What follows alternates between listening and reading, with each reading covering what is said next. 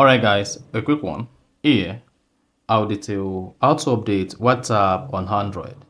So if you want to keep your WhatsApp running smooth without any issue, you need to make sure that the WhatsApp application is updated regularly. So basically here, you learn how to update a WhatsApp application on your phone. So if none of this, you found this offer informative, please don't forget to like and then subscribe. Now, to update WhatsApp on your Android phone, all you just need to do is go ahead and open the Play Store app on your phone. Now, once you open the Play Store app on your phone, click on the Spotlight search at the bottom right. Then come here and search for WhatsApp. Then locate and click on the WhatsApp Messenger application in the results. Once you click on that, if your WhatsApp application is due for update, you see update, then go ahead and click on the update button. Now, once you click on the update button, just hang on. And at this point, the WhatsApp application might be malfunctioning if you're using it.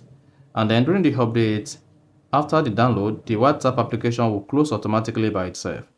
And then once the WhatsApp application update is completed successfully, what you just need to do next is wait for the application to install the latest update installing. And once the installation process is completed, you can then go ahead and open the WhatsApp. Mark you, during this process, the WhatsApp application is not going to function properly, as you need to wait for the WhatsApp application to install the latest version on your phone. And if you are using the WhatsApp application during this process, this is going to close the WhatsApp application. And once you're done, you should say open, and then you should see WhatsApp open afresh. So that is basically how to update WhatsApp app on Android. So if you found this offer informative, please don't forget to like and then subscribe.